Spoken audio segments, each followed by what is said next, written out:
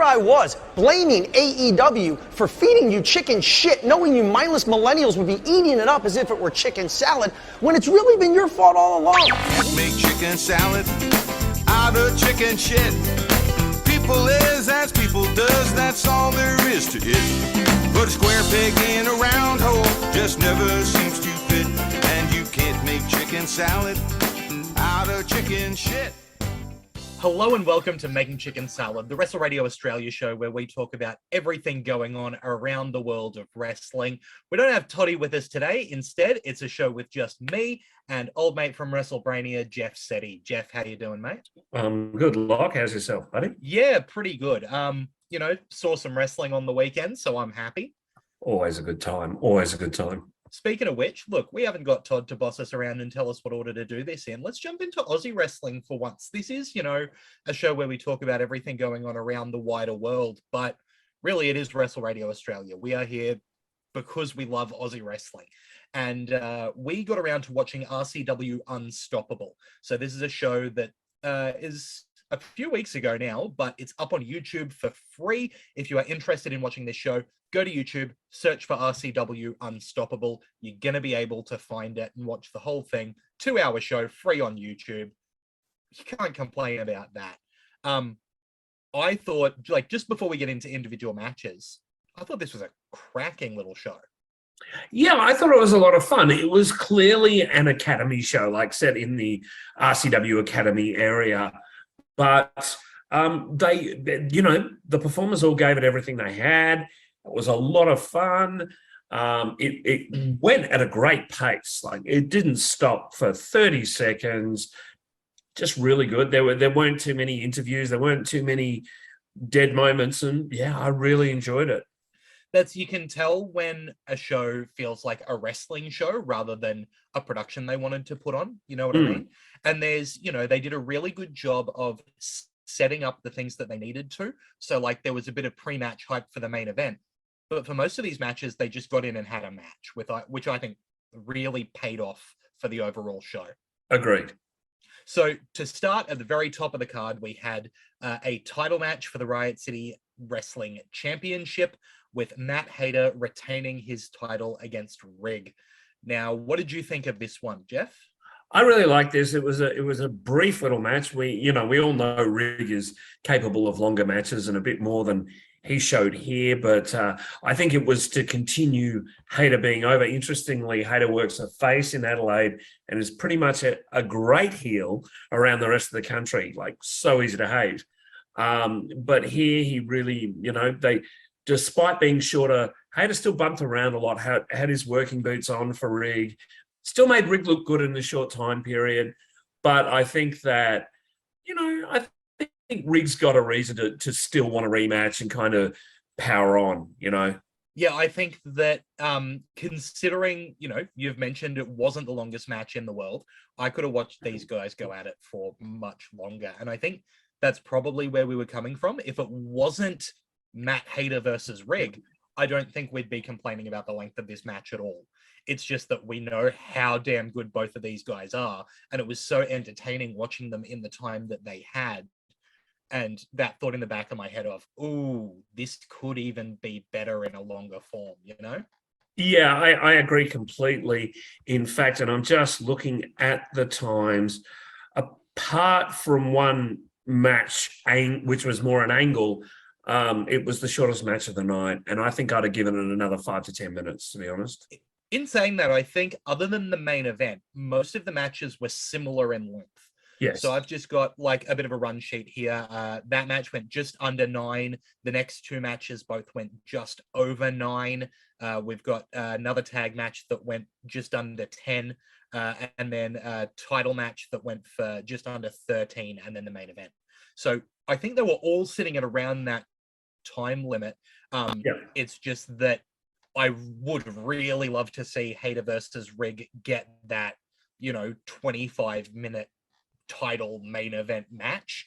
And I think that, like you said, the door is still open for it. We've got the ability to, it hasn't been taken off the table, while still having a really good match where they did a lot of work setting up Rig potentially hitting that cannonball that is devastating, Hayter hitting the moves that he did had when he needed to have them. Yeah, I thought it was a whole lot of fun, and it showed why those guys are. I think it was right to not have it in the main event because the main event was insane, and we'll get to that. So these guys had to open the show in a way that would get everyone really excited without making the rest of the cards seem like a letdown. And I think they did that perfectly. I think they did very well. Look, I think despite being shorter, it did crack along. And both guys came out looking good. Oh, yeah. Like you wouldn't say it was a squash. You wouldn't say Rig looked bad, but it could have had a bit more in it. Definitely. And look, I think that Matt Hayter rightfully gets a lot of credit around the country. I don't know if Rig gets mentioned as much as maybe he should, considering just how good he is to watch. I have never seen a match of him that has been anything less than really, really fun. Yeah, big props to Rig there. I would concur with that. The next match after that was Grim and Snacks defeating Jay Taylor and Nick Armstrong. What'd you think, Lockie? Look, whenever you've got guys like Nick Armstrong and Matt Basso in a match, it's not going to be a bad match. No. Right? There's like true top quality veterans here, and I think using it as a vehicle to this seemed to be a match that wanted to put Snacks over as a young guy who can go, and him kind of getting Grimm's blessing there worked really well. I think Jay Taylor was also a really great addition to that match. Worked well as kind of an imported guy to RCW.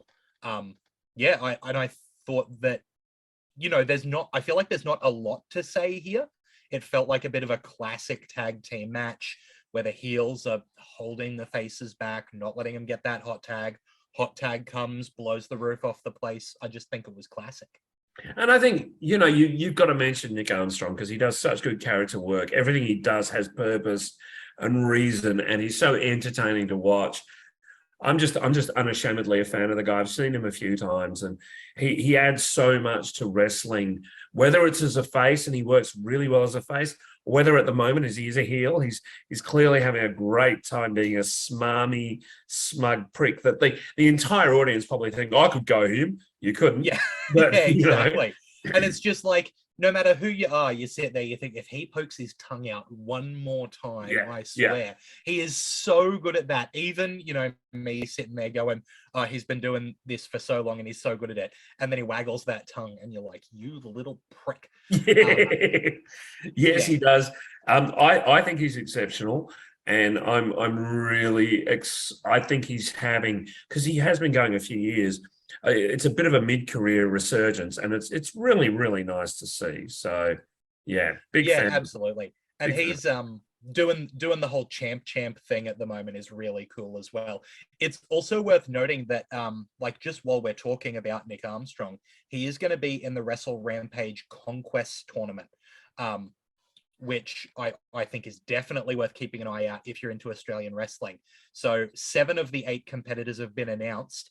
He's going to be in a first round match against our Queensland boy, Tim Hayden, one of Todd's boys in top tier there. Tim Hayden versus Nick Armstrong is a match that I cannot wait for. The fact it's happening in, South Australia instead of in Brisbane is devastating to me. But just to quickly give the rundown of that tournament so far, Tim Hayden versus Nick Armstrong. The winner of that'll go up against the winner of Rat Daddy versus Julian Ward. Then on the other side of the tournament, we've got Corn Dog versus Corey Adams, and that's up against Edward Dusk versus a mystery entrant, with the winner getting a title shot. That is a fantastic tournament because they're either early career or mid-career. The longest person who's in that is Nick Armstrong. Everyone else is still quite fresh. Julian Ward can go. He is amazing. Edward Dusk, if you don't know about Edward Dusk, Edward has his character down. He's got crisp ring work. You've got to check him out. He is fantastic. And he plays a heel really, really well, like a creepy, unsettling heel really well. In fact, he'd be good with the crew in the main event of the show we're talking about now, who we'll get onto a bit later. Yeah, sorry, I just thought I'd throw that one out there because that is going to be an absolutely cracking tournament. I can't wait for. That does sound fantastic. But yeah, to keep talking about RCW, so that tag team match was really fun. Onto that, we had a qualifying 5-way match for the Strength Cup. This had Chris Basso, Down Under, James Craig, Jesse Hendry, and Kit Condor, with Chris Basso coming out on top and qualifying for the Strength Cup. Yeah, what did you think, Jeff?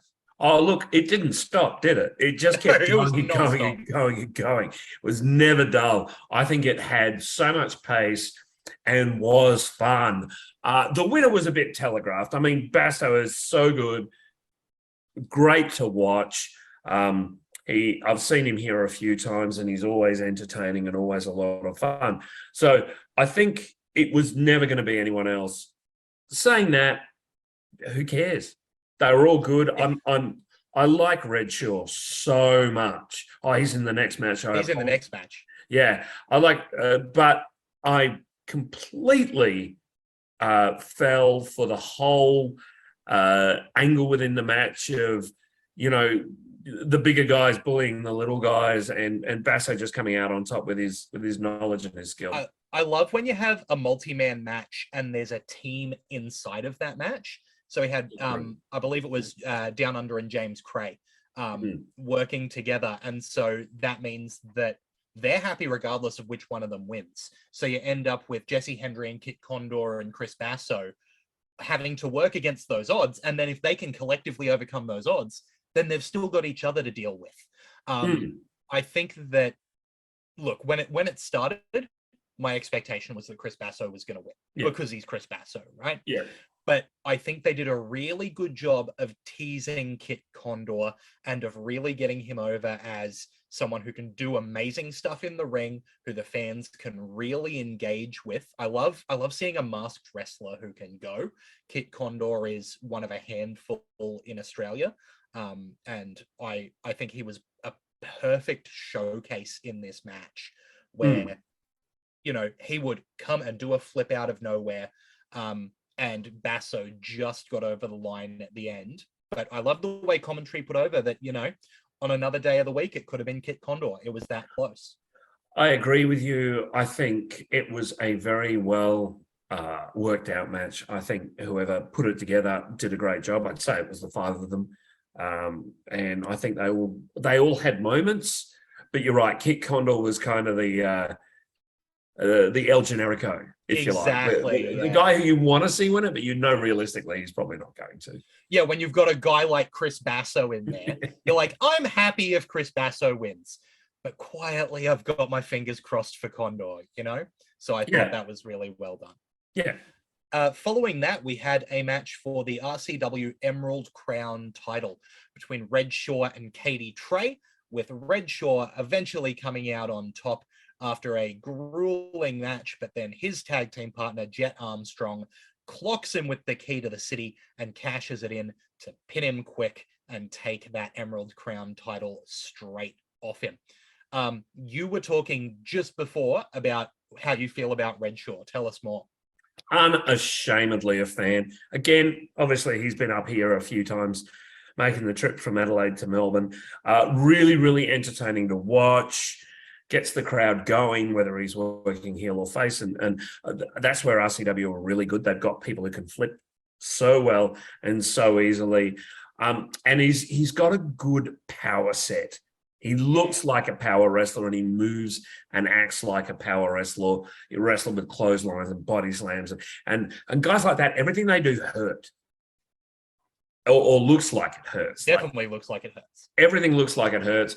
Good, intense suplexes, you know, all that kind of thing. He wears the amateur type trunks like the Steiner brothers used to do. And I just think he's a good package.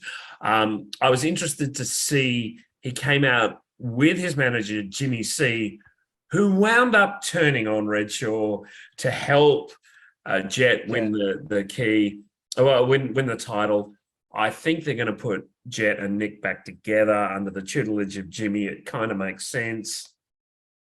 Because, of course, as always with brothers, since the Hart Boys, they've kind of gotten together, split up, done a match, gotten back together for a while. So I think this is a back together, which I like.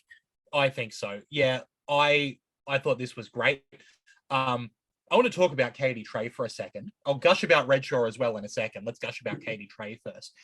Last time we talked about RCW on Chicken Salad, I kind of talked about how I was blown away by how good Katie Trey was as someone that I hadn't seen before. And here he was in a more established spot, once again killing it.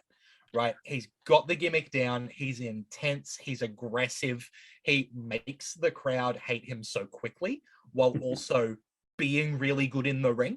I think he's absolutely superb, and you know, that was a good run with that title that shows that he's got a future of carrying gold around his waist. I think.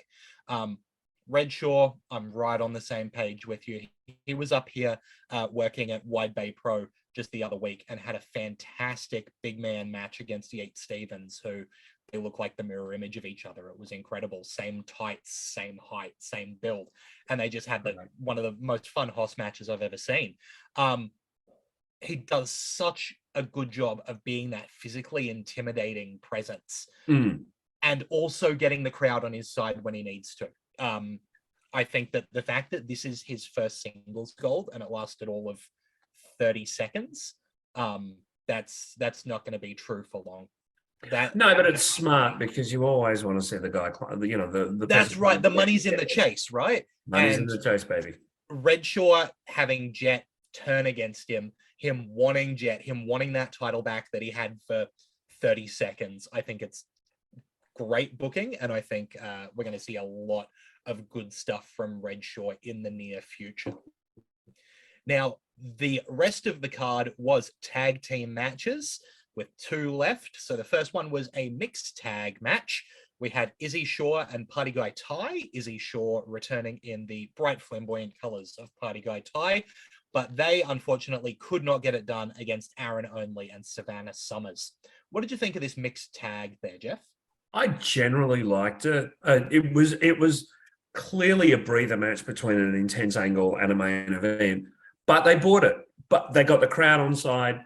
I think Savannah Summers. I really like Savannah Summers. Yeah, the look, the nicknames. She got that character really down pat. Yeah, and I think that, and this is nothing against Aaron Only. I think she really showed off her strength in that mixed tag. I think that Savannah Summers was kind of the standout there. I agree with you completely. And the thing about Savannah Summers is she's a natural baby face. Look at her. She's stunning to look at, got heaps of charisma, and yet she's turned it on a dime and made you hate her. And that's really, really good. That's excellent character work. That's someone who clearly enjoys what they do. And she can also really work a mic. Like, she's also got that charisma, got the ability to yell at the crowd and get them going. And I think I agree with you completely. She was the star because she kept the crowd involved every step of the way. Yeah. Even by standing on the apron, the crowd were watching her. So I think, fantastic. And look, I know that she hasn't wrestled a lot in the last few months, but Izzy Shaw coming back and being that in the kind of fun-loving gimmick with Party Guy Ty did a really good job of giving the crowd someone to rally behind so that it could make Savannah Summers be that person that you just want to see beat. The Izzy and Party Guy Ty reminded me a lot of Chuck Mambo from Progress. Yes. Early Chuck Mambo work really reminded me a lot of him. Awesome. And then, look, the bulk of this show really was the main event. So this was where we've talked about the other matches being around 9 to 10 minutes or just over. This was a 23-minute epic for the RCW tag team title. It was a 3-way Chaos Collider ladder match. So the way this one works is it's one member of each team starts in the ring. Every 3 minutes, another wrestler gets introduced to the match. And once both members of your team are in the match, you can climb the ladder and win the title. So you end up with different teams having advantages because they got more people and they can win the title, but another team can't. Really exciting. And it was the Kings of Ruin as champions, Mike Boomer and Zach Sabbath, defending against Purgatory, which are the Weirdos, Baron and Einar the Strange with Amber. And they're up against Brady LTD, Dean Brady, Delta Brady, And the Bradys ended up getting this one, taking those titles. There was an interesting post-match bit where Purgatory started beating down Dean Brady, and we saw Matt Basso come out and kind of have a confrontation with Baron. So that looks like it's going somewhere. But man, this match, they called it chaos for a reason, right? Oh, it was great fun. I think Purgatory are one of the most interesting acts. I really do. I think Amber is incredible at her character, incredible at her character, and not afraid to clearly take bumps. Like, she took some sick bumps.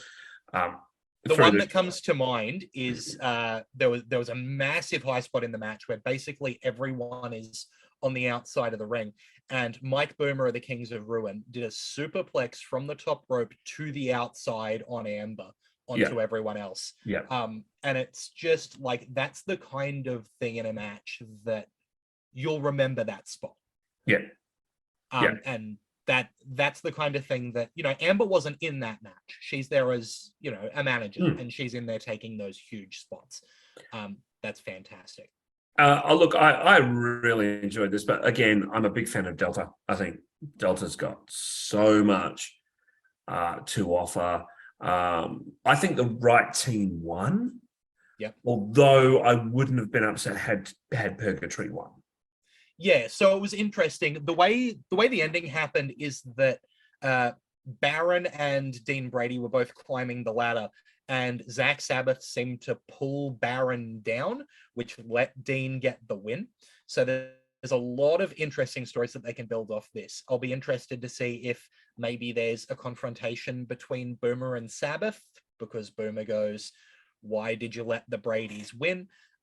We've clearly got something brewing between Purgatory, or at least Baron, and Grim Basso going on. So that's there.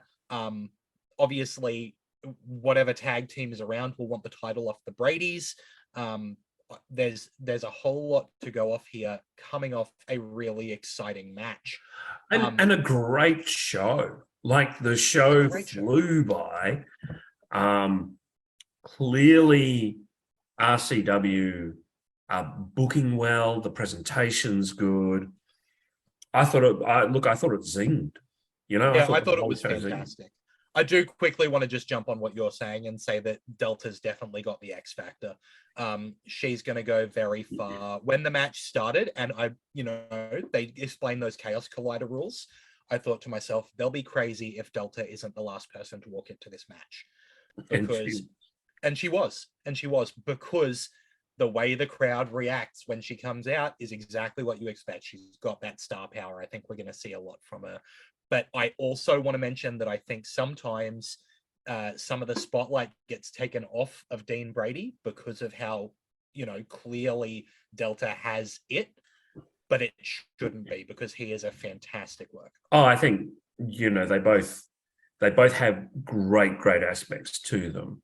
I mean, Delta's muscular and just got this great, terrific package. And we think, I think personally, she's, as you said, she's going to go far. I know she's already working with people like Renegades and MCW and things like that. So clearly, And then looking at the rest of the match, Baron and I Are the Strange both have such a clear, and Amber have such a clear grasp of that character, and are able to deliver in ring even when they're doing the nonsense spooky gimmick, which doesn't always translate.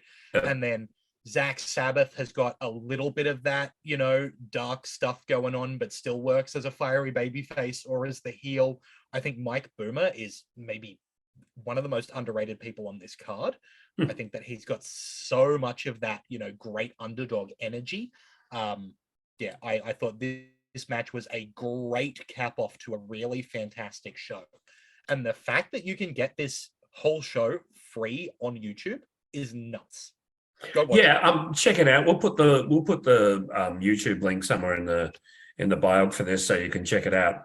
Just click on the link, sit down on a night that you've got nothing planned, and 2 hours later you're going to go, well, that was worth it and entertaining. I agree completely. Great. I had a lazy Sunday morning and watched a great wrestling show. It's hard to argue with that. Yep. Now, look, one of the things that I find with this show is we often don't get to talk about Queensland wrestling very much even though, you know, Todd and I are here because that's what we love.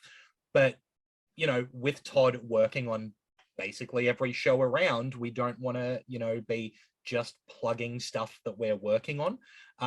But since Todd's not here, I'm going to really quickly recap the show that we had this past Sunday night, which was Pro Wrestling League's This Means War. I thought it was a really fun show. I think Pro Wrestling League is one of the premier promotions in Australia at the moment. I know that there's a lot of competition there, and there seems to be, you know, a couple of really big promotions in every state. PWL is the best Queensland has to offer right now. You speak volumes about it. Sadly, it's not something that I've yet been able to get my eyeballs across, but I'm sure that will change in the next few weeks. Yeah, so let me quickly run through what was on this card. So the opening match was Matt Hayter versus Outback Adam. Matt Hayter doing the classic heel Matt Hayter thing. So good. And Outback Adam is, he's got basically a Steve-O and Wildlife Warrior gimmick. He comes out in the khaki, you know, he's constantly shouting crikey and talking about what a specimen his opponent is. He came out with a couple of trainees who were his Joeys, who were in the khaki, and he's got his inflatable crocodile pool toy named Steve the Croc that accompanies him to the ring. And it was just really clearly Hayter wanted to be taken seriously and wanted to prove that Outback Adam was an idiot, but Adam can go and he's a fiery baby face. And it was just everything you wanted from that kind of match. Super fun. Mate, that sounds like a lot of fun. I mean, everything said and done, Hayter can work comedy brilliantly. And that sounds like a good comedy match and a great opener.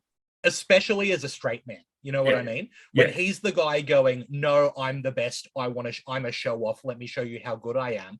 And someone's there going, oh, look at his tush. You know, it really works to make it so much fun. By the way, I think the reason this match got put together is that Outback Adam has been basically touring the country, getting as much training from as many smart minds as possible. And I know for a fact that he did some work with Matt Hayter recently. So I would not be surprised if it turns out that Matt Hayter has come up specifically to work with Adam on that.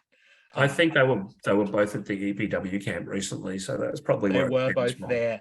And I also believe that Adam went down to South Australia and did some work with Hayter and with AJ Estrella, who was also on the show. So he's been working hard, and I think there's been, you know, we have a lot of idea that some people are the gimmick and some people are the worker. And for a long time, I think Adam's been seen as the gimmick, and he is showing now that he is one hell of a worker under that really fun gimmick. So keep an eye out, because he's one of those guys that's going to suddenly pop up in a lot of promotions and people are going to love watching him. Well, I sort of saw him on a Wide Bay Pro show that Todd said, and he certainly stood out, both as a character and also as a guy who could bring it. It wasn't a long match, but it was very entertaining. Yeah, and he's great at getting the crowd on his side and then showing what he's got in the ring. Absolutely excellent. And by the way, when he turns heel, it's going to be awesome. Oh, it's going to be incredible. We've made pictures to him on wearing crocodile skin shoes to the ring and stuff like that. There's so much potential there. Anyway, moving on from that, we had a couple of the younger guys with Jack Tarr beating James Yeager. James Yeager's a fun character who's, you know, a party boy. He's the party pit bull. He weighs in at 21 standard drinks, you know, a classic. And his opponent was Jack Tarr, who is trying to convince everyone to join the Navy at the moment. Jack Tarr looks like a real-life Popeye, genuinely was in the Navy and claims to be Queensland's last battleship. And he is, if they keep building him to be the beast that he looks like, he is going to go far up here. Oh, fantastic. Then we had an awesome tag team match. Now, Jeff, have you got a chance to see Brode work yet? I don't think I have. Brode are another one of those acts that have started working more and more places. I know up in North Queensland, they both work independently, Trent O'Day and Gabriel Zaya, but that's not Brode. That's Trent O'Day and Gabriel Zaya, but there's another version of them from the multiverse that travel to different universes, and they have come to our universe to prove that they are the best wrestlers around. and they had a match against Strong 94, Lynxie and Renegade, who are just a great, fun couple of guys who, you know, are there because they're good wrestlers, but they also have a really fun side to them. And they put on a great match where Brode are using their time travel gauntlets to power up their punches and all sorts of nonsense. I'd never seen Brode work heel before. I've only ever seen Brode as faces, and they, you know, absolutely get the crowd behind them immediately and are so much fun. And then they came out and just immediately got the crowd on the wrong side. Great. So quickly, I couldn't believe it. I had no idea how they were going to work heel, and they just immediately did. Really huge potential in those guys. I think, you know, we'll be seeing them everywhere very soon.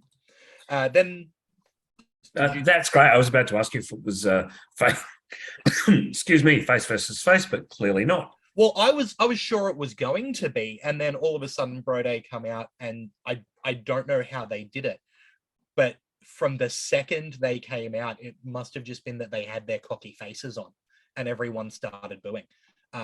Absolutely superb.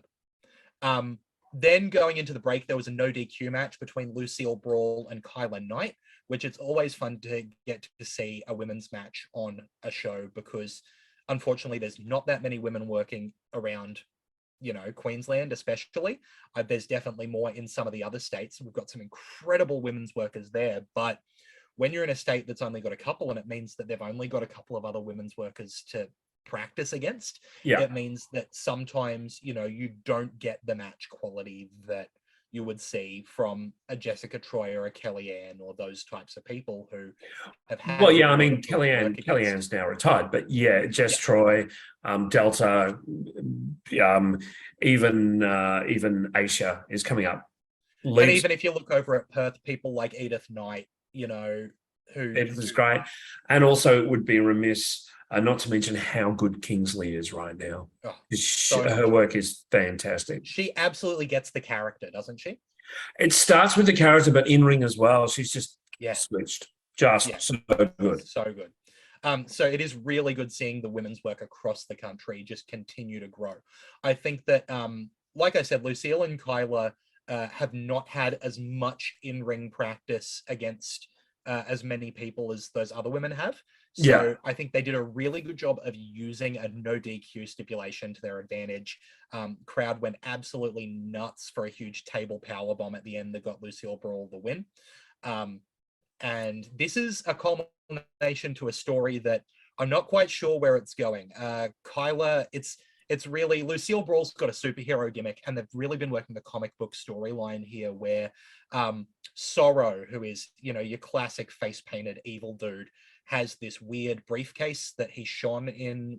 He opened it up and there was just light coming from it, and it shone in Lucille Brawl's eyes. And now it seems like maybe he can psychically control her, because he was going to hit her. She was going to hit him with a bit of table, and then he stopped her.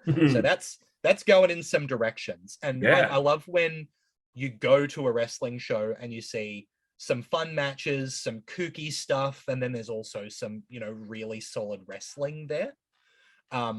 Speaking of which, the match after that, we had Solomon Blackwell and Rufio. Rufio's a guy who went over to the UK over the past few years, but he's back in Queensland now. And Solomon Blackwell is one of Todd's guys in Top Tier. Solomon actually trained over at EPW, and he's got that Davis Storm style about him. He is so cool, and walks to the ring with that quiet swagger, and he knows how good he is. And then he gets in and he just starts laying in. Rufio, on the other hand, is all energy all the time, and it led to one of the better matches I've ever seen in person. It was really, really spectacular. Nice. Unfortunately, Solomon Blackwell appeared to potentially crack a rib towards the end there. So the ending sequence was a little bit not as strong as the rest of the match, which is so disappointing, because clearly the crowd were just completely invested in it. It was really, really great to watch, and I wish I really hope we get to see it again, honestly, because that match was excellent. I have heard of both of those workers, so clearly word is getting around about how good they are. So it can only be a matter of time till PWI use them or they're used down here. Really. And honestly, Solomon Blackwell, I don't think his match count is in the 2 digits yet. He is insanely good for how fresh he is. I think part of that is that Davis Storm may have been keeping him out of the ring until he was right on top of his game, because by the time he got here, he was ready to go. So you know, Davis is a very, very smart man, and he knows exactly what to do and how to play things. So and Blackwell, I think that I've seen every Solomon Blackwell match in person, which is a very cool thing to be able to say. And man, he can go. He is gonna be, once he gets those other matches under his belt and people start seeing him work, he's gonna go places. Look, like I said, you know, you got a little bit of everything on this show. So we also had a big Hoss match with 2 of our big boys. So Yeet Stevens is one of the great faces here. His name's Yeet. He likes to throw people. It's awesome fun. And he was up against Rip Riley, the monster. Rip is well known, if not around Australia, definitely in Queensland, as someone who just works and works and works and works. A great big man, has a lot of good hardcore stuff in his back catalogue, and these two just beat the tire out of each other. They are an absolutely great combination of workers who've done a lot of work together. I think Rip is definitely Yeet's best opponent. He gets something out of Yeet that is special, I think, in these big man matches, and it didn't go long, but it was so hard hitting, really cool to watch. And that led into the main event, which was Eastman's boys top tier. So this is Mitch Ryder, the heavyweight champion in PWL, and the Crusader Tim Hayden up against the Nightmare Assassin squad. So this is AJ Istria, who I think at this point everyone knows AJ Istria, a staple down in Wrestle Rampage, held the Australian National Championship there.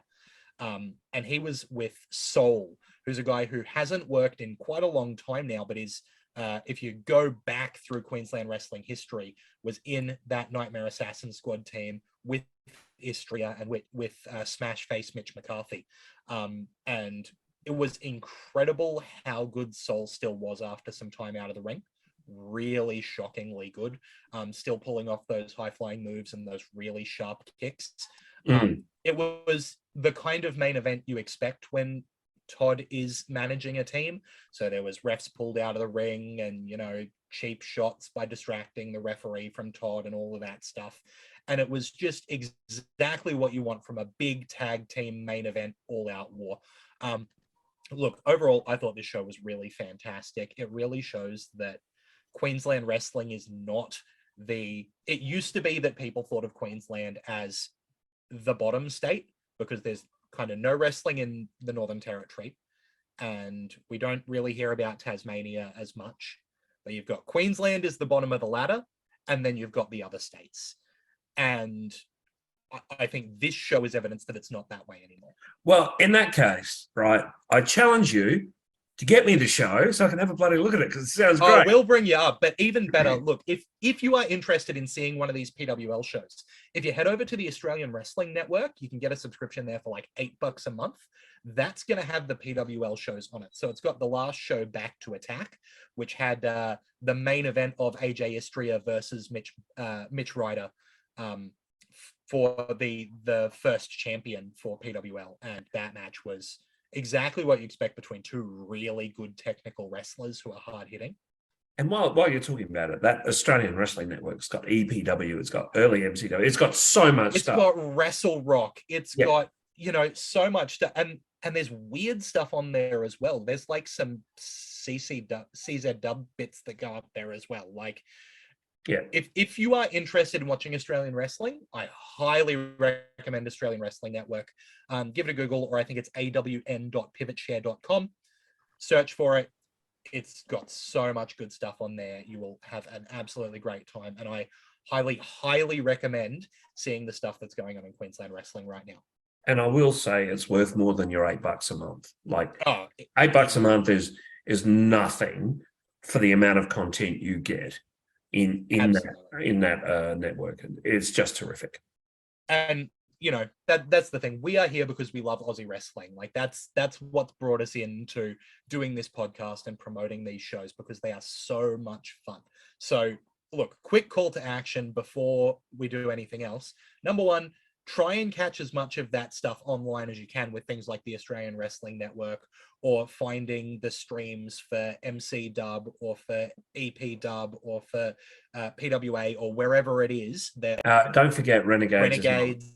Renegades is part of your Fight TV Plus subscription, so you can just get that. And I think that's about $7 a month, $8 a month as well. There are so many great Australian wrestling companies putting their stuff online that you can easily go and watch.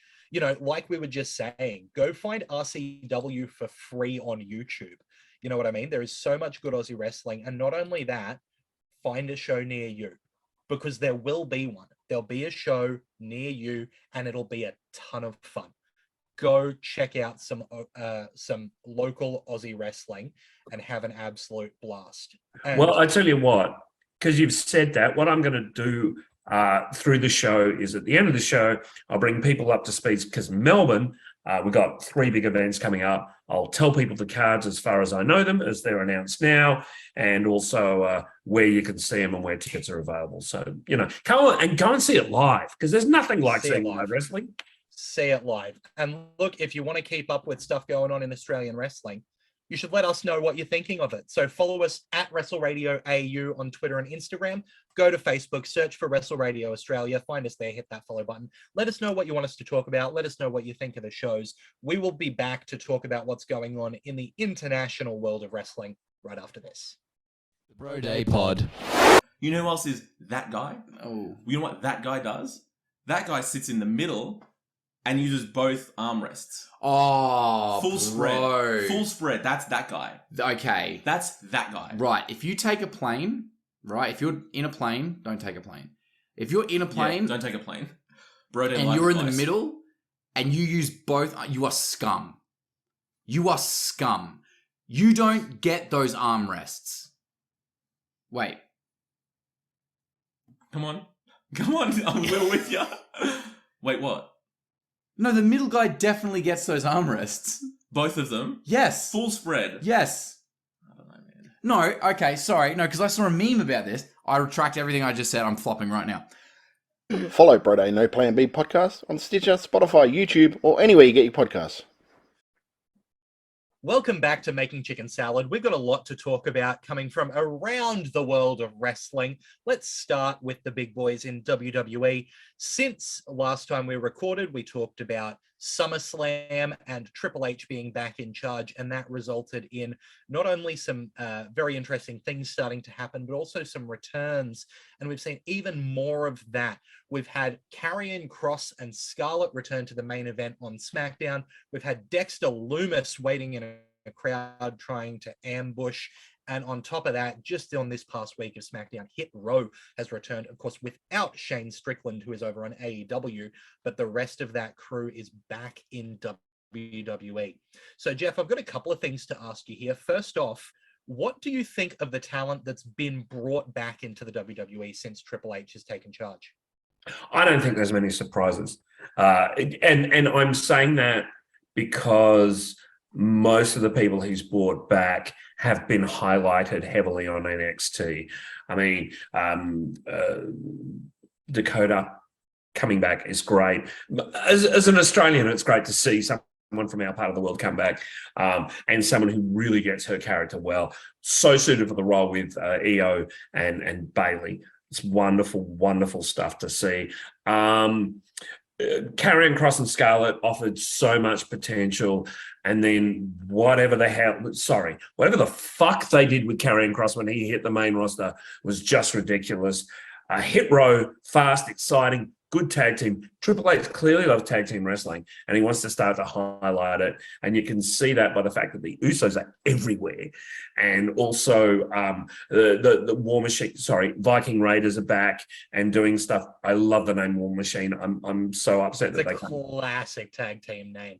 And the fact that the Viking Raiders are set to do a Viking funeral for the New Day, right? So, like, even though we're still getting those silly segments that are like classic WWE Vince is doing some nonsense, it's putting over groups that really deserve to be there. Like a hard-hitting tag team like Viking Raiders / War Machine, like they deserve to have that spotlight on them, right? Oh, absolutely.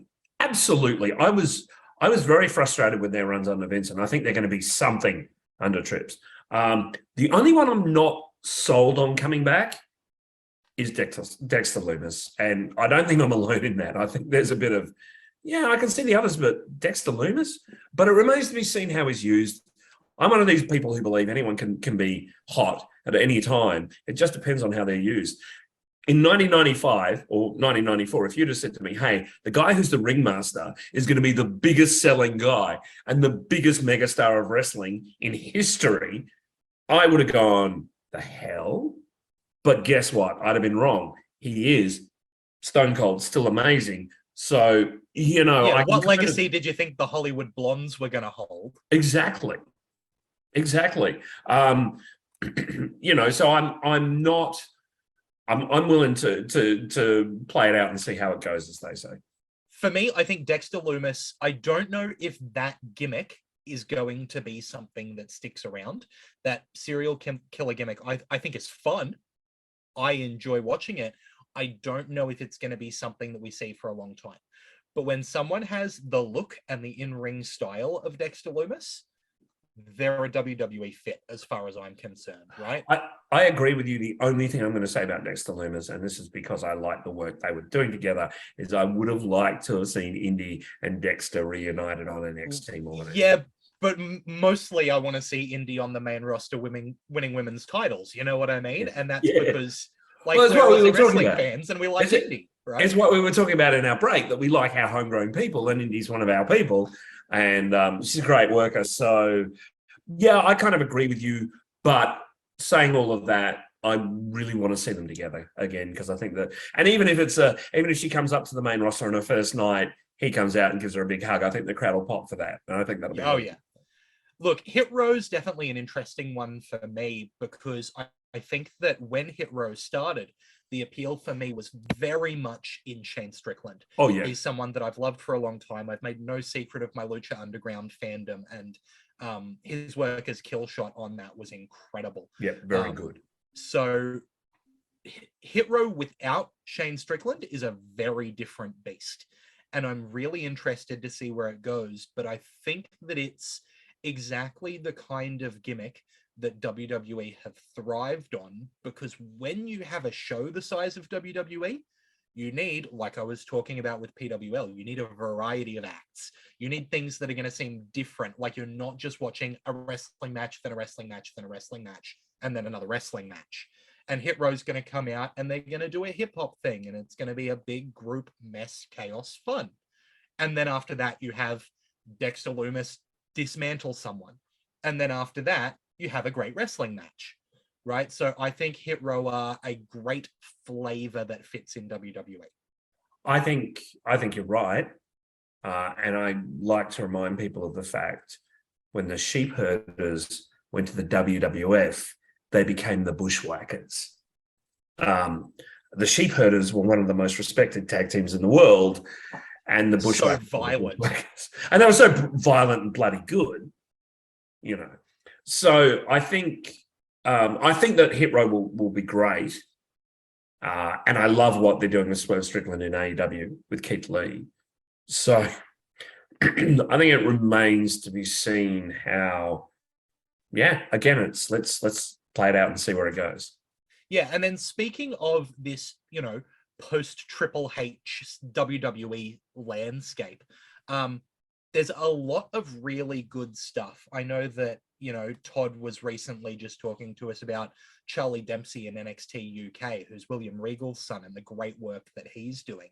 So, and one of the things that we brought up there was that, well, Triple H has been running NXT UK for a long time, and it's been really, really good. How has the week-to-week quality of WWE hit you since we've seen this change? Oh, definitely a stronger in-ring focus. There's less backstage interviews, and they kind of consolidate them. So the interviewer will pass one person and talk to them, and then pass someone else and talk to them while he's walking through the hall or she's walking through the hall. I think that's great. I think it cuts down on BS time. The talent they're pushing, definitely more Triple H aligned than Vince aligned. Haven't seen Austin Theory, but Kofi's getting a spot, which is wonderful to see Kofi getting a spot. Ziggler's out there, but principally we're seeing Ciampa, we're seeing Ricochet, we're seeing these guys that Triple H has kind of molded and looked at, even McIntyre, so the guys that he's kind of molded. And for instance, we saw that showcase between Gunther and Shinsuke Nakamura for the Intercontinental title match, right? Yeah, we saw that just this weekend. Fantastic match. It's weird to see Ilya accompanying Volta or Gunther to the ring, because it's like, holy shit, you guys were enemies and had a great series of matches just a year ago or 2 years ago, within the last 2 years. So I think that it's interesting to see the talent that are getting pushed, and it's a lot more about what's happening in ring. The reason that Bayley is targeting Bianca and Becky is because she's always wanted the belts, and her backup are targeting Alexa and Asuka. So Alexa and Asuka come out and interrupt on behalf of Bianca. It all makes sense again. It's not just, hang on, why is this guy here? And I really like wrestling that makes sense. I know it's a suspension of disbelief, but it's got to kind of make sense in the end. Yeah, absolutely. Look, so let's put WWE to one side and let's talk about AEW, because in the last couple of weeks, there has been a whole lot of stuff. A couple of big shows. Let's start by talking about Battle of the Belts 3, where we had 3 title matches, all of them with the champions retaining. Wardlow defeating Jay Lethal for the TNT title, Thunder Rosa beating Jamie Hayter for the AEW Women's title, and Claudio Castagnoli beating Konosuke Takeshita for the Ring of Honor World title. Now, talk about what you want to talk about from there, Jeff. Look, I don't think there were any surprise in the results, but it was a fun show. The ROH title match was just fantastic. Actually, all 3 matches were good. Jay Lethal can go. He knows what to do. He got Wardlow over. They teased Wardlow putting the Giant through a table, which is a lot of fun. So I think we'll see, that'll be teased for a long time, and we'll finally see it at some point. And the Thunder Rosa match was solid. Jamie Hayter is a great worker, and so it was a solid show.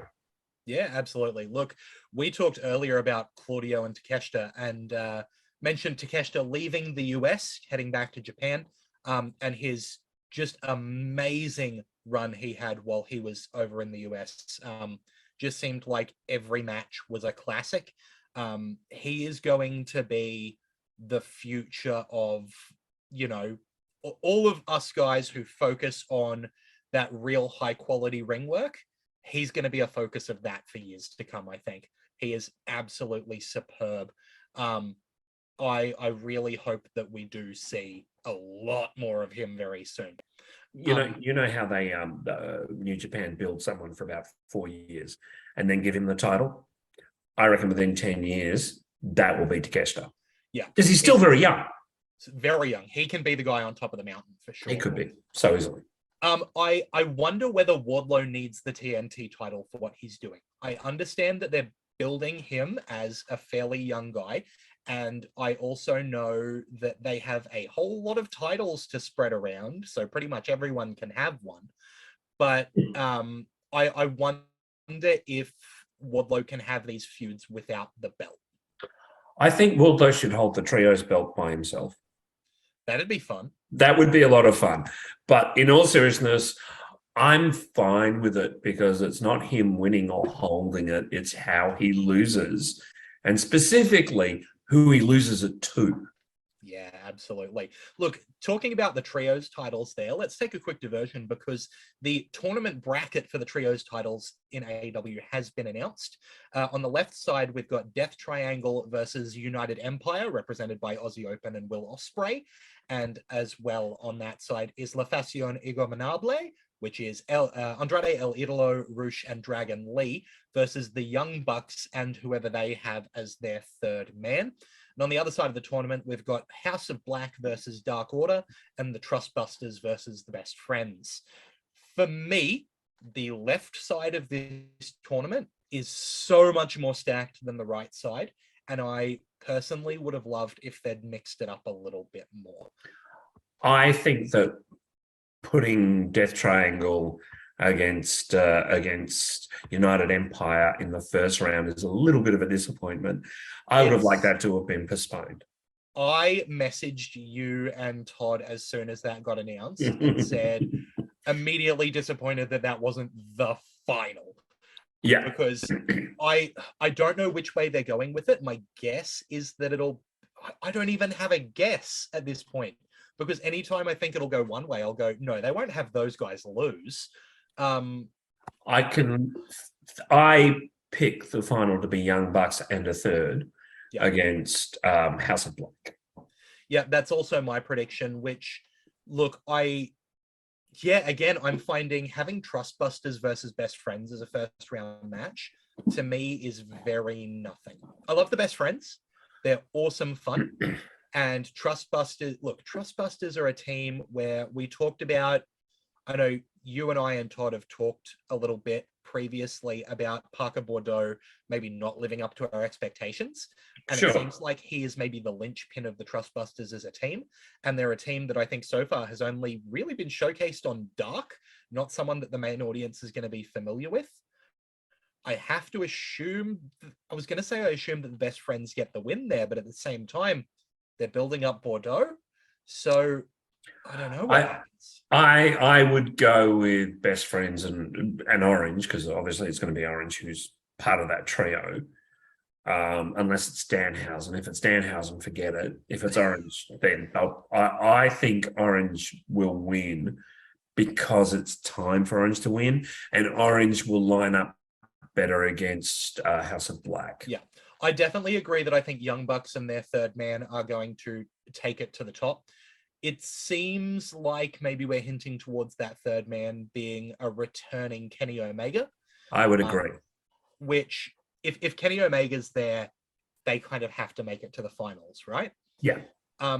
Just quickly, and I know this is a detour off a detour, but with Kenny Omega potentially returning, we saw tweets recently from, of course, his former Golden Lovers tag team partner, now that Kota Ibushi is seemingly no longer working with New Japan. He's talking about potentially coming over and doing some work with AEW and hinting that there might be a bit of a Golden Lovers reunion there. That is something that I would absolutely flip out for. Sorry, I just messed myself. Yeah. Sorry about that, Jeff. I'm really interested to see where that goes, because Ibushi's in such a weird place at the moment after, going on Twitter and talking about Yakuza ties to New Japan, that if we think back to when AEW formed, there was that question of why he wasn't invited over. And it seemed like Kenny Omega was kind of saying it's his time to be on the top of the mountain in New Japan, which I fully agreed with. But now might be the time for his US moment. I think that the year that he's not been around is worse for in-ring, because he is such an incredible performer. I've never seen Kota Ibushi have a bad match. Saying that, Kota is nuts. Like, let's not kid ourselves. He's completely loopy. He's out to lunch. I hope that he does go to AEW, and I hope that he finds happiness and peace and becomes the performer that we all know he could be. I know that Omega cannot continue wrestling the style he has been. I can see Kenny and the Bucks winning the trios title, holding it for a few months, losing it, and then Kenny and Ibushi becoming the Golden Lovers and being another amazing tag team, which, fuck. And look, we don't need another one, but let's bring it on. If it is Omega and the Bucks, and then for some reason they lose the trios belt and the Bucks turn on Omega and he has to rely on Ibushi, and we get Golden Lovers versus Bucks out of it. And then we can eventually see Golden Lovers versus their arch nemesis, their own necks, They hate their own necks so much. Yep. But anyway, so yeah, I do think it is Young Bucks and Omega, which means that I think they go over La Fascion, which saddens me a lot because, man, like this is what I'm saying. That left side of the bracket, God, it's nuts. The left side of the bracket should be the quarterfinals, as far as I'm concerned. Death Triangle, United Empire, La Faction, and Young Bucks with potentially Omega. And then on the other side, I really like Dark Order. I want to see them do well, but they've got to lose and climb the mountain. They're not going to beat the House of Black. It's just they're not beating House of Black. House of Black are great, and I love all three of those guys, but not as much as I guess most of the other side of the tournament. Trustbusters and Best Friends, I don't really care that much about. I love Danhausen. I love Orange Cassidy. We've kind of covered it. And Trent and I was going to say Dustin, but Trent and Chucky T, they can go. They're still a great tag team, but they're not a winning tag team. They're not going to win. No. Who is going to win? Who do you think is going to win between Death Triangle and United Empire? That's I think it's United Empire. And the reason that I'm putting my flag in the ground there is because I think Death Triangle are marketable no matter what. And I think they have a claim to the trios title no matter what. You knock them out in the first round, you can bring them back in a trios title match in 2 months' time and no one will question it. I've got the same answer, but for a different reason. I think if I was booking, Ospreay would pin Park and say, I've got the right to challenge you for that Atlantic title anywhere in the world. Let's go. And everyone would go, shut up and take my money. Because you would. Park versus Ospreay, fucking shut up and take my money. So I think you're right, but I think it's done for that reason, but also everything you said as well. And then can we please have Aussie Open saying to Lucha Brothers, we beat you, and Lucha Brothers saying, you never beat us. Yeah. And we get Aussie Open versus Lucha Brothers as well. Yep. Yeah, I know. This is just, I think, yes, the second half of the tournament is a little bit lackluster, but I think the strength of that first half completely makes up. I'm going to disagree. I think the second half of the tournament is fine. I think the first half of the tournament is so stellar that it's ridiculous is the problem, right? It's just not even. If you had a tournament that looked like the second half of that tournament, everyone would love it. The problem is that the first half of that tournament is one of the most insane trios tournaments you've ever seen in your life. Yeah. I mean, I'm happy anyway. I do think AEW currently have too many belts, but I'm happy anyway. I think it's fine. There is something you didn't actually put down in the run sheet for AEW, but that's all right. We'll get to it. All right. Well, let's talk about the results from Quake by the Lake. Sure. Because apparently every AEW show needs a name. We had Darby Allin beat Brody King in a coffin match. We had Jade Cargill. I was going to say that was a fantastic match. What an opener! What an opener! I think that for me, Brody King is so good. He's literally puts on great stuff. Sorry, I was going to say he's literally written the next 10 years of his career right there. Yeah, dude's amazing. We had Jade Cargill beat Madison Rayne for the TBS title, who apparently can still work. It was fine. I just didn't think. I think they should have built Madison more. Yeah, definitely. It's weird it being 2022 and seeing Madison Rayne in a title match. Yep. But that led to, of course, Athena showing up and staking her claim for that title against Jade, which I'm a little disappointed in because Athena is the person that I want to take that title from Jade, and I think it is too early in Jade's run for it to happen. I agree with you. I think that Athena should lose because Chris Statlander interferes and becomes a complete bitch. An absolute out for herself bitch. I don't want you to take the title off her. I want to take the title off her. She's already beaten me. You've come here. You've just walked into this shot. You've done nothing of note. I've been here since day one, all that stuff. Great. The problem with that, Jeff, is it'd mean that AEW would need to have 2 women's feuds going on at once. And there's only one piss break spot. So I don't know what you want him to do there, mate. But yeah, we finished the show with John Moxley beating Jericho to retain the interim AEW World title so that he can go on to face CM Punk at All Out. The returning CM Punk. Returning CM Punk. In what was brilliant, because I didn't see it coming. No, well, look, we talked about who potentially could show up for All Out to be that title challenger, because it felt like if it wasn't Punk, there was no one, and it had to be. And he did come back. Look, there are some reports that he potentially hurt himself on the return, which just devastating. If it doesn't go ahead, I don't know what happens. If it doesn't go ahead, I think it's pretty much got to be Hangman, which is why they didn't put him in the trios tournament. Yep. Yeah, I think you're probably exactly right there. But then if it is Hangman, I mean, you can't really have him win, but you also don't want him to lose because you want to be able to build up the Hangman Punk match, right? Yeah, but if Punk hurt himself and it's a minor thing, then he can probably do a run-in during the match and cause a schmoz and make it a happy schmoz, like make it fine. And I want Punk to come back as a heel. I don't want to see him as a face anymore. I think the audience are going to turn on him eventually anyway. Yep. So I think it's time Tony Khan actually made him a heel. Well, let's talk about Mox quickly, because AEW is not the only place that he is working. Mox is the champion over in GCW, and he just beat Effie for the title, and Nick Gage came out to challenge him, and Mox accepted on the condition that it is a title versus career match. What do you think of Gage putting his career on the line for Mox's title?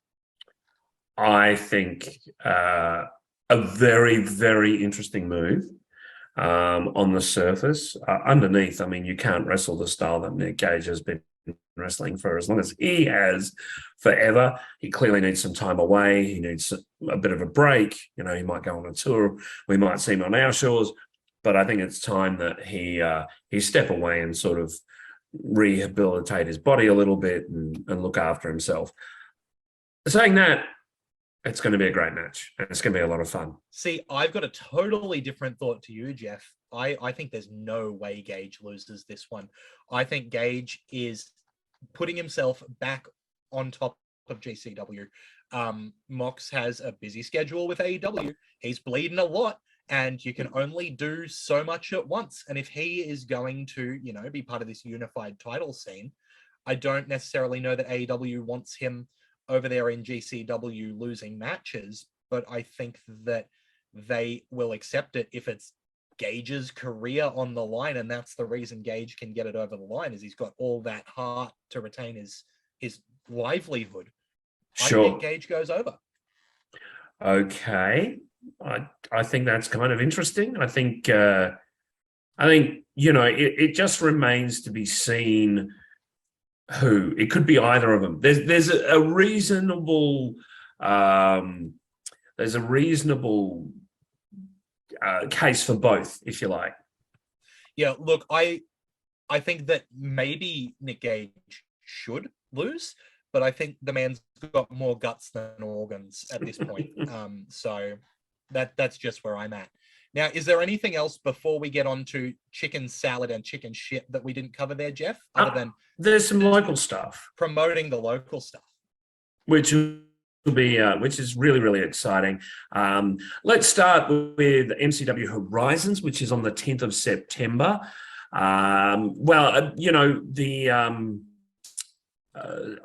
Is it Horizons or New Horizons? I'm sorry, just MCW Horizons. We know at the end of the Rumble that Buddy had won the Rumble and had a bit of a face-off with Mitch. That's an interesting direction. Will we see Buddy at the next show on September 10? Exactly what the card is, we don't really know yet. So there's going to be a lot of speculation, a lot of possibilities with that. Jess Troy, of course, has the women's title. She's been holding on to that with an iron grasp. So who knows? She fought Delta in a banger at the last show. So, it could go a lot of ways. That is on September 10. On September 3, we have Renegades crowning a champion. And we've got Aisha versus Tali, with the winner meeting Shazza in the final, Rat Daddy versus Hader, and Diamond versus Hendricks. And the winner of those two will face off for the men's title. I don't know who's going to win either of those matches. It could go, there's a case for both. Which is what you want going into these shows. You want to not know what's going to happen.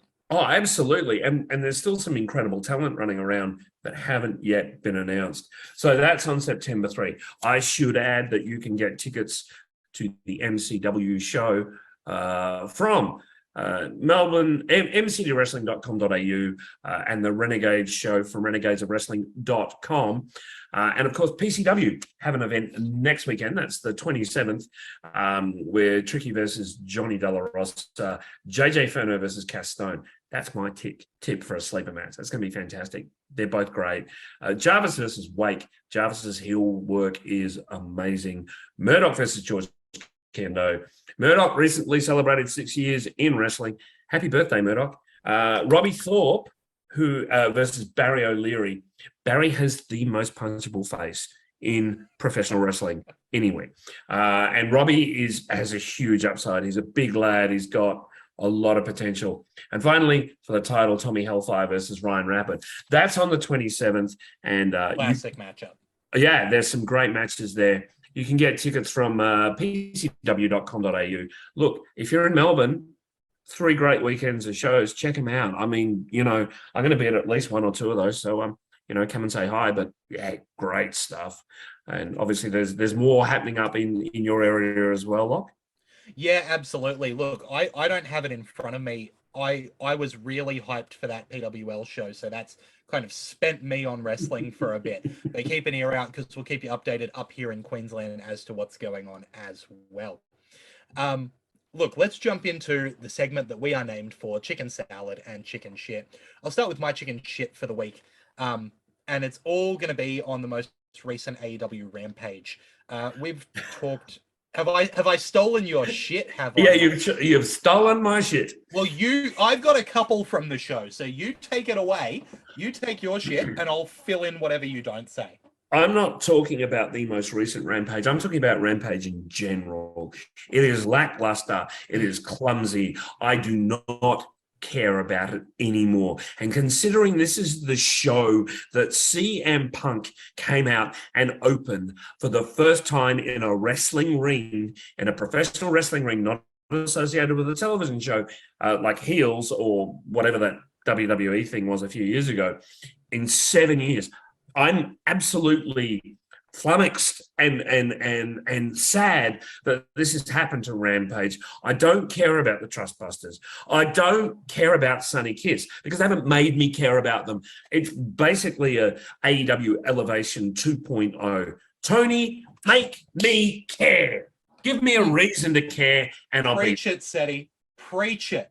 Look, here's my chicken shit from Rampage. Let's talk about Sunny Kiss, someone who I have absolutely loved the work of for years, going back to Exolicious and all that stuff, doing amazing work, being a really interesting character, bringing themselves in a way that a lot of wrestlers just can't, and they get a 1-minute squash match, and then they join the Trustbusters after Parker Bordeaux shows that he's not as good as everyone thought he might be.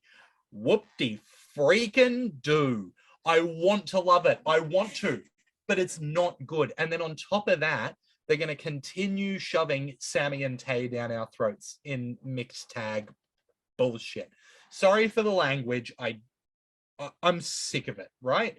And then that's where my chicken shit is. But I look at the rest of the card, and it doesn't get any better because you've got Orange Cassidy and Ari Daivari, which is like, why are you making me watch? It feels like something where I should be watching it back in Chikara with OC under the Soldier Ant mask, right? Like it doesn't feel like something that should be on TV in 2022. And on top of that, now we're teaming up Danhausen and Eric Redbeard. Why? it makes no sense to me. Just put on a good wrestling show. You've got an entire massive roster that you're seemingly not doing anything with, and you can't put on a good freaking wrestling show. I mean, Hookhausen were great and over, and everyone loved them. And now they've just pivoted. I mean, I get that Hook has the FCW title, which is beautiful, and I'm all about that. But why the pivot? Yeah. And like, I love Danhausen, right? And he is funny. He's good in the ring, but that's not his strength. No. Let's work to his strength and not put him with someone like Eric Redbeard, who I don't know how many strengths he does have. He's not terrible. No, he's not. And I think they've hired him for all the right reasons, in a sweet, That's right. in Absolutely. a sweet way. Absolutely. No criticism of the hiring of Eric Redbeard. I think Eric Redbeard could be a guy who stands in a corner for. So if you want to make Eric Redbeard a heel, I'd be all about it. As you know, what was his name? Like Meng used to be for Colonel Robert Parker with the dark sunglasses and stuff. Meng was I don't know if you know, you might be too young, Locke. But if you want to make him a bodyguard. This is right before he ripped someone's eyeball out, right? That's it. Yeah, well done. They might make him a bodyguard or have some fun with that. But I don't want to see him teamed up with Danhausen because I don't think the comedy's there. The comedy is there with Hook because Hook is silent but violent and dangerous. And Danhausen is a nutbag and a lovable nutbag. If you haven't seen, by the way, this is not my chicken salad, but if you haven't seen Danhausen making CM Punk buy about $200,000 worth of comics, it is absolutely hilarious. It's doing the rounds on Twitter. It's on YouTube. CM Punk's face, he's just got that character nailed down 100% perfectly.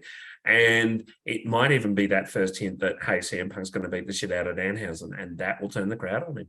Oh, yeah. That's money right there.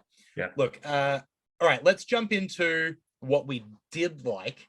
I'm going to throw a couple in before I do like my quote unquote real one. Yep. First off, I'm just going to put over seeing local wrestling, right? I am so high on watching wrestling after seeing that PWL show the other night. Go check out local wrestling. That's chicken salad for you. Number two, I went and watched my favorite match of all time again just recently. It's a comfort thing for me, and every so often when work gets real stressful, I'll come home and I'll put on Manami Toyota versus Akira Hakuto from Destiny 95. You lied to me. You said your favorite match was Alicia Fox versus Melina. What are you telling me, Locke? Look, they're neck and neck, honestly. If you want to talk about great women's matches.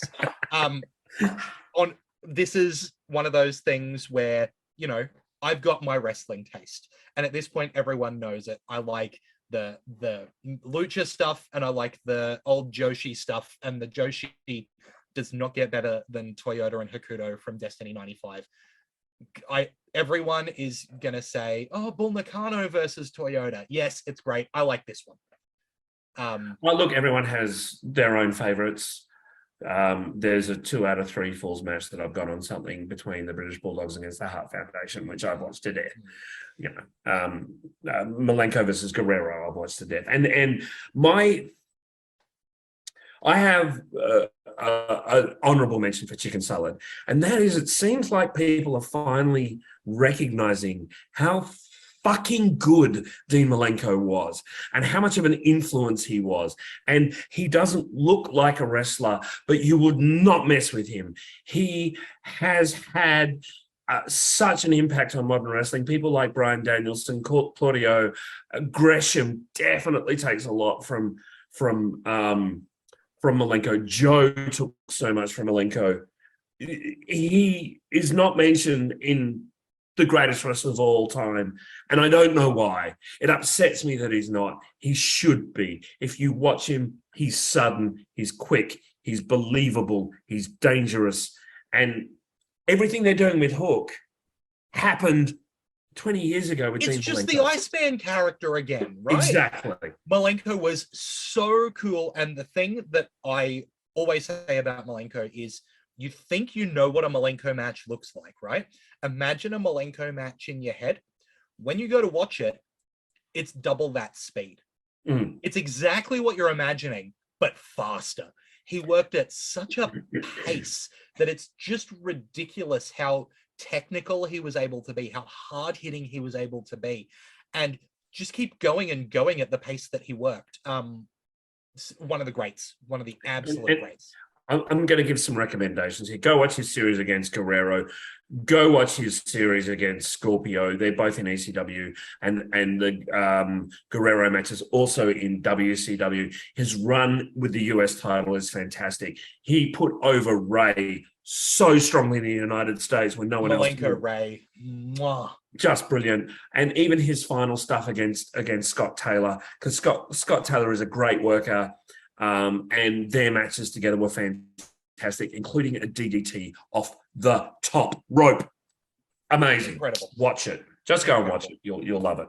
All right. That's us being old wrestling men for a minute. Let me put over my actual chicken salad for the week, which is, and again, like, let's just talk about exactly the thing Lachlan likes in wrestling. AEW put on a tornado tag match between La Fashion, I can never say it right. The Fashion Ingonables. Thank you. And the Lucha Bros. Tornado tag. Andrade El Idolo and Rush versus Penta Oscuro and Rey Fenix. What more could I ask for? That's what I want to see on my television. Just put that on, but instead of giving it 15 minutes, give it an hour. Like, I want it shot into my veins. It is so quick and impactful. I love watching literally all four of those men. Oh, yeah. You put any one of those four men into a match, and I'm interested in watching it. I think that Rush, doesn't get the credit he deserves for being so good. There's a reason he was Ring of Honor champ for so long. El Idolo was getting 5-star matches in NXT for good reason. The Lucha Brothers, both independently, are some of the best luchadors that have ever lived. These guys are magic, and every time they're on my TV, I get happy. Mine is different. Mine is in the other company. Mine is in WWE, and it's looking at the potential and looking at the future. The fact that Ciampa is becoming a deal makes me so happy, because unlike yourself, I'm a fan of the technical stuff. I'm a fan, which is why I love Malenko. You know, I'm a fan of the stuff that looks like it hurts. See, I'm speed exclusively, which is why I like Malenko. Yeah. And we probably both love people like Robbie Eagles, because he covers both quite wonderfully. And seeing Ciampa and seeing Kofi and seeing the War Machine guys. And I know I covered this earlier, but that is my chicken salad. It is the opportunity. Now, we are not going to know.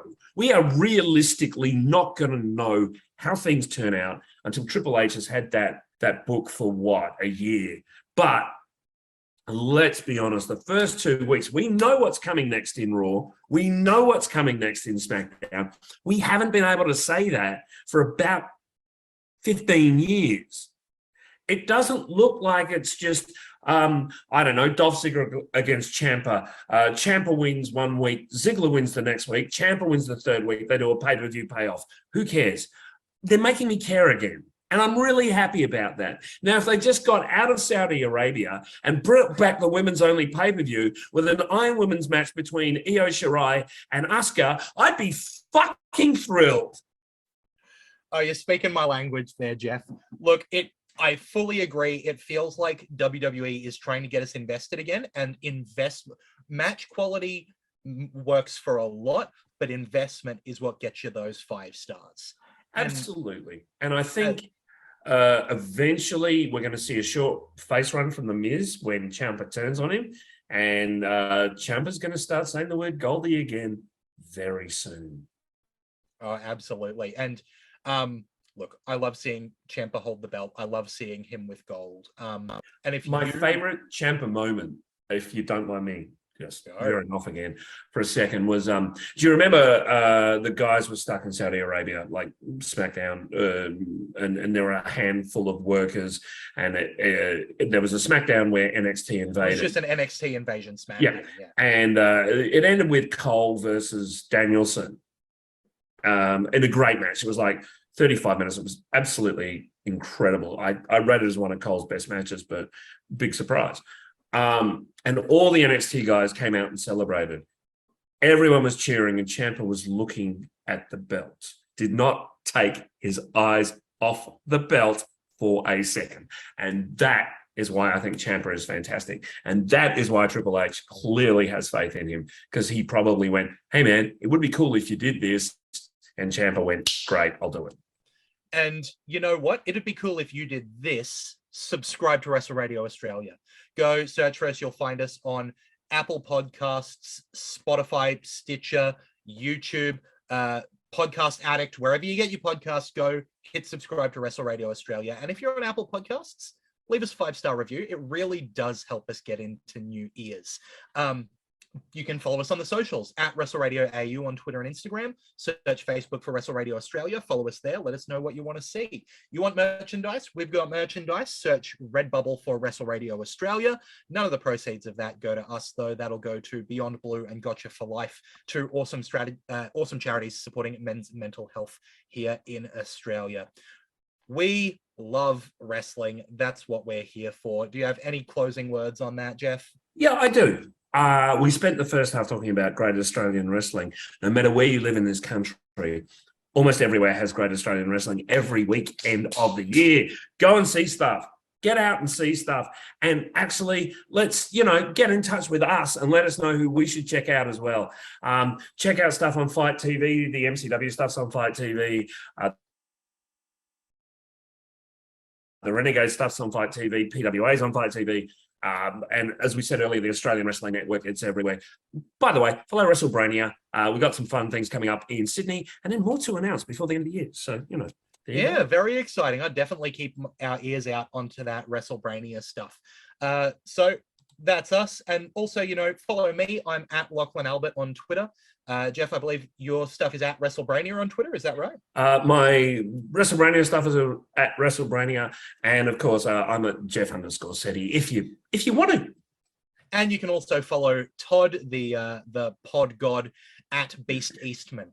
So make sure you're on top of that as well. Look, with all said and done, we'll be back to talk more wrestling very soon. That's been Jeff Seti. I've been Lachlan Albert. Have a good one. Ciao.